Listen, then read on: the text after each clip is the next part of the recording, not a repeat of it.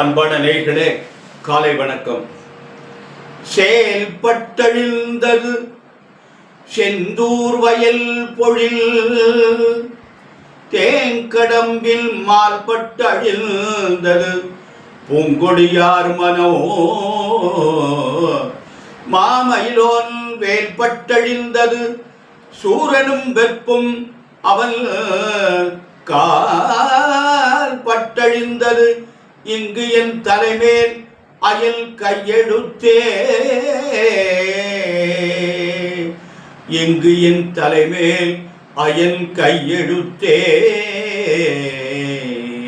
பக்தியால் யான் உன்னை பல காலும் பற்றிய மாதிரு புகழ் பாடி, உத்தமதான சற்குணனேய ஒப்பிலா மாமணி கிரிவாசா, வித்தகஞான சத்தினி பார வெற்றி வேலாயுத பெருமாளே, உத்தமதான சற்குணனேய ஒப்பிலா மாமணி கிரிவாசா, வித்தகஞான சத்தினி பார வெற்றி வேலாயுத பெருமாளே.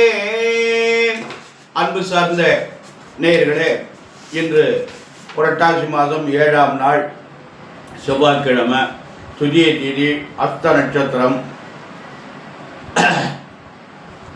மதியம் 2:21 வரை, பின்னாடி சித்திர நட்சத்திரம், சித்த யோகம், ராகு காலம் 3 முதல் 4:30, யமகண்டம் 9 முதல் 10:30, குளியன் 12 முதல் 1:30, சூலம் வடக்கு, பரிகாரம் பால். இன்று கிரகங்களாக எப்படி இருக்கிறது? இந்த சூரியன் கன்னியில், சந்திரன் கன்னியில், புதன் கன்னியில், செவ்வாய் துலாத்தில், சனி ராகு கும்பத்தில், குரு மிதுனத்தில், சுக்கிரன் கேது சிம்மத்தில். இது இந்த கிரகங்களுடைய அமைப்பு. மேஷராசி என்பவர்களே, அவங்களுக்கு நாள் எப்படி இருக்குது? மேஷராசி என்பவர்களுக்கு நாள் நன்றாக இல்லை. ஆனால் சனி ராகு மட்டும் 11ஆம் இடத்துல லாபஸ்தானத்தில் இருக்கு, தொழிற்சாலம் நன்றாக இருக்கும் அப்படின்றது. ஆனால் குருவனுடைய அமைப்பு மேஷராசிக்கு நல்ல பலன்ல இல்லை. அதனால் பார்த்து கவனமாக நடந்து கொள்ளுங்கள். இன்னும் ஒரு 6-7 மாதம் இருக்குது. ரிஷபராசி என்பவர்களே, உங்களுக்கு அமோகமான நாள். உங்களுக்கு 10ல் சனி ராகு இருக்கு, 5ஆம் அதிபதி 5ல் இருக்காரு, 4ஆம் அதிபதி 5ல் இருக்காரு. இவங்க 2 பேரும் சேர்ந்து இருக்காங்க. அதனால் உங்களுக்கு ரிஷபராசி என்பவர்களுக்கு குரு பகவான் 2ஆம் இடத்துல இருக்காரு. நல்லதெல்லாம் நடக்கும், நல்ல காரியங்கள்லாம் நடக்கும். உங்களுக்கு என்ன தேவையான காரியங்கள் கூட நீங்கள் பண்ணிக்கலாம். மிதுன ராசி என்பவர்களே, உங்களுக்கு பிரச்சனைக்குரிய காலம். உங்களுக்கு நேரம் சரியில்லை. அதனால் கொஞ்சம் இடம் மாற்றங்கள்லாம் கிடைக்கும். பார்த்து கவனமாக நடந்து கொள்ளுங்கள். அன்பான மிதுன ராசி என்பவர்களே, உங்களுக்கு நாள் நன்றாக இல்லை. எந்த கிரகமும் உங்களுக்கு பலமாக இல்லை. அன்பான கடகராசி என்பவர்களே, உங்களுக்கு நாள் நல்லா இல்லை. 12ஆம் இடத்துல குரு விரயத்தை பண்ணுவார். பாக்கி கிரகங்களும் சரியா இல்லை. பார்த்து ஜாக்கிரதையாக நடந்து கொள்ளுங்க. நல்ல செலவாக பண்ணுங்க, சுப விரயங்களாக பண்ணுங்க. அன்பான சிம்மராசி என்பவர்களே, உங்களுக்கு நாள் நன்றாக இருக்கிறது. குரு பகவான் பலமாக இருக்காரு. கேது ராசியில் இருக்காரு. குழப்பம் இல்லாமல் கவனமாக பண்ணுங்க. இருந்தாலும் சனி ராகு 7ல் இருக்கு. மனைவி கணவனுடைய உடல்நிலையே ரொம்ப கவனம் தேவை. அன்பான சிம்மராசி என்பவர்களே, உங்களுக்கு குரு பகவான் நல்ல இடத்துல இருக்கிறனால நல்லதெல்லாம் நடக்கும். ஜாக்கிரதையாக கவனமாக செய்யணும். அன்பான கன்னிராசி என்பவர்களே, உங்களுக்கு குரு பகவான் சரியில்லை. அவர் 10ஆம் இடத்துல இருக்காரு. கெட்ட பேர் ஏற்படும். ஜாக்கிரதையாக நடந்து கொள்ளுங்கள். மேலே அதிகாரிகிட்ட பணிவாக நடந்து கொள்ளுங்கள். பாடிக்க பக்குவமாக நடந்து கொள்ளுங்கள். பார்த்து ஜாக்கிரதையாக கெட்ட பேர் ஏற்படுற மாதிரி எந்த காரியத்தையும் பண்ணிடாதீங்க. அன்பான துளாராசி என்பவர்களே, உங்களுக்கு அமோகமான நாள், நல்ல நாள். நல்லதெல்லாம் நடக்கும், நல்ல காரியங்களாக நடைபெறும். உங்களுக்கு குரு பகவான் 9ஆம் இடத்துல இருக்கார். அது ஒரு பெரிய சிறப்பு. ஓடி போனவருக்கு 9ஆம் இடத்துல குருன்னு சொல்லுவாங்க. நல்ல இடத்துல இருக்காங்க, நன்மையெல்லாம் நடைபெறும். அன்பான விருச்சிக ராசி என்பதில் உங்களுக்கு குரு பகவான் 8ஆம் இடத்துல இருக்காரு. புதுசாக எதையும் செய்யாதீங்க. புதிய முதலீடுகள் தவிர்ப்பது நலம். அன்பான விருச்சிக ராசி என்பதில் ஏதாவது முதலீடெல்லாம் பண்ணாதீங்க. பார்த்து ஜாக்கிரதை நடந்து கொள்ளுங்கள். தனுசு ராசி என்பதில் உங்களுக்கு நல்ல அமோகமான நாள், நன்றாக இருக்கிறது நாள் என்று. குரு பகவான் 7ஆம் இடத்துல இருக்கார். சனி ராகு 3ஆம் இடத்துல இருக்கார். 10ல் சந்திரன், சூரியன், புதன் இவங்கெல்லாம் 10ஆம் இடத்துல தொழிற்சாலத்தில் இருக்காங்க. நல்ல அருமையாக இருக்குது நாடு. அதனால் கன்னி தனுசு ராசி என்பவர்கள்லாம் நல்ல அமோகமான நாள், நல்லதெல்லாம் நடக்கலாம். அன்பான மகர ராசி என்பதில் உங்களுக்கு 7.5 தாக்கம் இருக்கிறது, பார்த்து கவனமாக நடந்து கொள்ளுங்கள். அன்பான தனுசு ராசி என்பதில் இது மகர ராசி என்பதில் ரொம்ப கவனம் தேவை.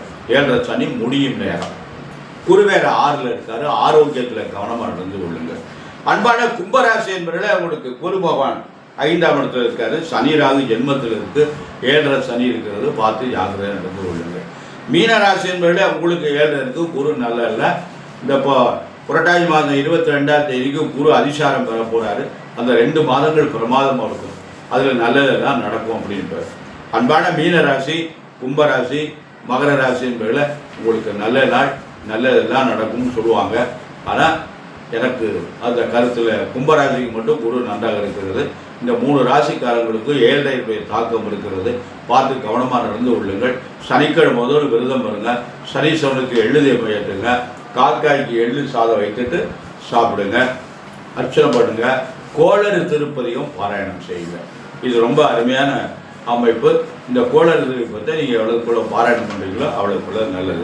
அன்பான நேயர்களை நமக்கு பிரார்த்தனை தான் ரொம்ப நல்லது. அன்பான நேயர்களை இப்போ நமக்கு நவராத்திரி ஆரம்பிச்சாச்சு. நவராத்திரி ஆரம்பித்து இன்றைக்கி 2ஆம் நாள். அதனால் இன்றைக்கி அம்பிகையினுடைய வழிபாடு இந்த 10 நாளைக்கும் பிரமாதமாக இருக்கும். அம்பிகையினுடைய வழிபாடு நீங்கள் கவனமாக பண்ணுங்க, நல்லதெல்லாம் நடக்கும். அன்பான நேயர்களை நாம் எவ்வளவுக்குள்ள பிரார்த்தனைகளை பண்ணுறோமோ அவ்வளவுக்குள்ள நல்லது. இறை வழிபாடு தான் நமக்கு நல்லது. இந்த காலங்களில் அபிராமி அந்தாதியை நீங்கள் பாராயணம் பண்ணுறது நல்லது. தினசரி அபிராமி அந்தாதி படிச்சிங்களா ரொம்ப நல்லது. அதனால் அந்த அபிராமி அந்தாதியில் ஒவ்வொரு பாடலுக்கும் ஒவ்வொரு பொருள் இருக்குது, அருமையான பாடல்கள். இதை தினம் நீங்கள் சாயந்தர நேரத்தில் தீபத்தை ஏற்றி வச்சுட்டு இந்த அபிராமி அந்தாதியை பாடினா நல்லது. இப்போ பக்கத்தில் ஆலயங்கள் அம்மன் கோயில் இருந்தால் அதை போய் தரிசனம் பண்ணிட்டு வாங்க, நல்லது நடக்கும். அதாவது நேர்களை நாம் எவ்வளவுக்கு எவ்வளவு இறை வழிபாடு பண்ணுறோமோ அவ்வளவுக்குள்ள நல்லது நடக்கும். அதனால் நமக்கு முக்கியம் ஜாதகத்தில் தசாபுத்திகள்லாம் பலமாக இருக்கணும்.